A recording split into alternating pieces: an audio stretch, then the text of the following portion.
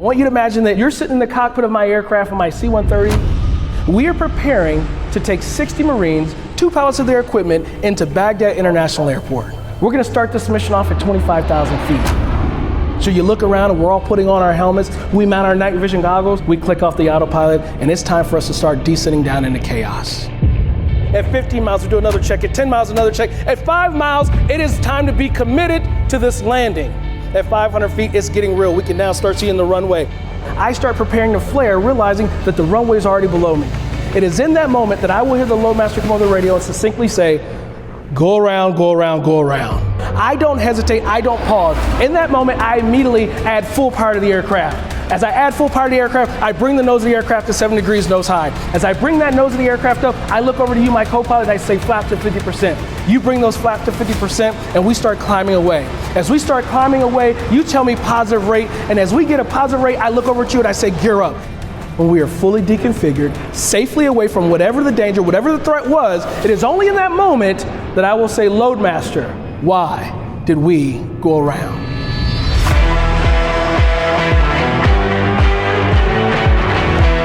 So today, I'll be talking about how we have this ability within the Air Force where we can empower that 17, 18, 19-year-old fresh out of high school young person to be able to lead in the midst of the chaos of combat. It's time to go home.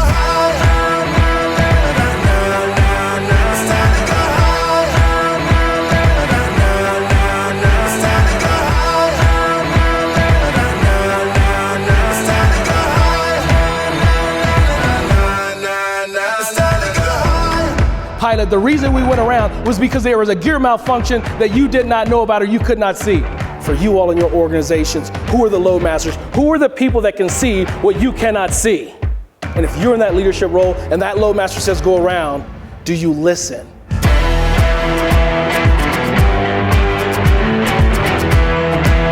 No-fail trust is ensuring that you are delivering when the stakes are high. It is delivering when jobs are on the line, and it is being able to deliver when failure is not an option.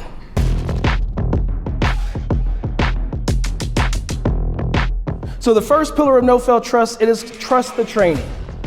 When is the last time you validated your training program to ensure that it's delivering what you want it to deliver? The second pillar of no-fail trust is trust the process. We have checklists, we have standard operating procedures. We have manuals. We have things, the processes that are in place that supports the training that we've already validated. Once we have validated that training, then we go over here and we make sure that you understand those processes and how they correspond and correlate to the training. Because once you do that, then we can start talking about how do you empower your people to be able to execute that mission. Electrifying. Absolutely electrifying. Being able to hear tools and tips on how to build on that trust with my own team, it was just inspiring. From his Air Force experience and transitioning into business, I thought it was just great. He kind of just broke it down in a way that it was relatable. Very personable, but very thought-provoking. As leaders within this industry, it is your job to ensure that not only you, but the people in your organization, that they have trusted training, that they have a trusted process, and that you've empowered them by being the leader that they expect you to be, so that you and your organization can create a level of trust like your business and your life depends on it. Thank you. I want you guys to go back in time with me to when you first entered the workforce. And when you first entered the workforce, I want you to consider, who was it, that person that you worked for? Whatever that job was, I want you to think about that person. And I want you to consider, were they a boss, were they a manager, or were they a leader? He came to our welcome event and he mingled with all our attendees, which was amazing. It's the first time I ever done a conference where I had the keynote speaker come and spend an hour with our people to understand that. And then he spent a late night making sure that he knew people's names in the presentation, and he connected with our audience in a way that I've never seen a keynote speaker do. The presentation was extremely inspirational for all of our staff. Everybody was coming up afterwards wanting to hear from him and wanting to learn more about his story and about how they could incorporate his work into their school. The experiences that Jason shared today, the points that he drove home on how to trust and talking about how to overcome challenges in working together resonated soundly with our people. And I can't recommend him high enough as a speaker for your organization and your event. Jason was a great speaker. Everybody walked away from the meeting feeling more knowledgeable, understanding what to take back to their teams was a big part of the feedback that we received after his talk today. I would definitely highly recommend working with him anytime. The big things for me are really around being able to establish a process, being able to train the process, and then being able to really, empower our folks to engage and be able to do their jobs. So the messaging that Jason had around that, building that trust and really being able to establish those types of processes really resonated with me to, say that we're doing the right things.